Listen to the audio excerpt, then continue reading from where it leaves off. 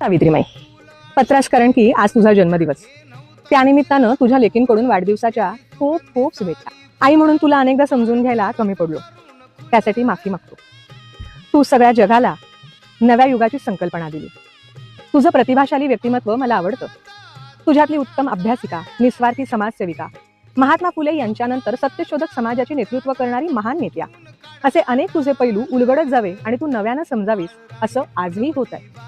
सावित्रीमाई, तुझ्या कार्याचं मूल्यमापन करताना पतीच्या कामावर पाऊल टाकलं असं बोलून पुरुषप्रधान संस्कृतीनं तुझ्यावरही अन्याय केला असं आज मला वाटतं. प्राध्यापक गोबा सरदार म्हणतात, समाज परिवर्तनाच्या कार्यात केवळ ज्योतिबांची सावली न राहता तुझं व्यक्तिमत्व त्यांच्या व्यक्तिमत्वाशी संवादी असलं तरी स्वतंत्र होतं. तू डोळसपणे विचार ग्रहण केले होतेस, तत्वप्रणाली आत्मसात केली होती. संपूर्ण आयुष्य आणि तू गेल्यावर सुद्धा तुझी कार्यनिष्ठा, नीती आणि घराबाहेर पडणं हे स्वतंत्र बंडखोर व्यक्तिमत्वाची ओळख करून देतं. माई सावित्री, तू आणि तात्यांनी नडल्या गेलेल्या विधवांसाठी काम सुरू केलं. मात्र आम्ही काय दिलं ग तुला? 50 वर्ष लोकांसाठी राबत सेवा आणि करुणेचा अनोखा आदर्श तू घालून दिला. पालकांसाठी साक्षरता अभियान हाती घेऊन समग्र शिक्षणाचा प्रकल्प उभारला. जमाखेत्रा, जात पंचायती, अंधश्रद्धा व दारिद्र्य या साऱ्या कारणांवर केलेली मात आजही मार्गदर्शक आहे. डॉक्टर यशवंताच्या निधनानंतर त्यांची पत्नी चंद्रभागा आणि मुलगी सोनी म्हणजेच लक्ष्मी यांच्या अनाथपणाला आम्ही कोणी नाचपण देऊ नाही शकलो. शिक्षणातून जीवनातील खरे खोटे निवडण्याची क्षमता आली पाहिजे हा तुमचा आग्रह होता. पण आज खरंच तशी शिक्षण व्यवस्था आहे का असं चिंतन व्हायला हवं. आज वर्तमानमध्ये सुद्धा सर्व गोष्टी आम्हाला सर्वांना लागू आहेत.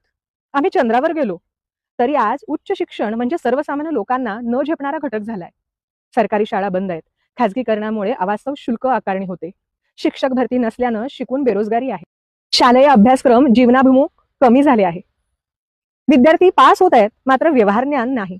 शिकून नोकऱ्या नाहीत म्हणून वाम मार्गाला लागलेली पिढी सुद्धा दिसते. नैराश्यानं आत्महत्येचा संसर्गजन्य रोगासोबत मानसिक कमकुवत पिढी तयार झालेली आहे. आजही अज्ञान, जातीभेद, भाषाभेद तुमच्या काळातले प्रश्न आहेत, त्यांचं स्वरूप बदललेले आहे. सत्यशोधक विवाहातून वैचारिक नातं बांधलं गेलं. आजही सुशिक्षित लोक तुमचे सर्वांचे नाव घेतात पण लग्न सत्यशोधक पद्धतीनं करत नाहीत. करणारे अपवाद आहेत, त्याचा अभिमान वाटतो. नेते मंडळी स्वतःच्या मुलांच्या लग्नात अमाप खर्च करतात. सर्वसामान्य कार्यकर्ता ऋण काढून तसाच करण्याचा प्रयत्न करतो. ऋण काढून जगण्यास तुम्ही विरोध केला, मात्र शिकून सवरून लोक अविचारी वागत आहेत. अज्ञान, जातीभेद, भाषाभाद आजही आहेत. शिक्षण घेऊन अंधश्रद्धेच्या मागे जाणारा वर्ग तुम्हा दोघांना अपेक्षित कधीच नव्हता. पण आजही इथे पुरोगामीचा खून करून मारला जातो. व्यक्ती मरते, विवेकाचा आवाज कधीच मरत नाही. आज प्रत्येकाला परीक्षण करून स्वतःमध्ये बदल करून सावित्रीमाई तुझ्या ऋणात राहायचं आहे. आज हे पत्र लिहू शकले तू केवळ झेललेल्या शेण, चिखल, धोंड्यामुळेच.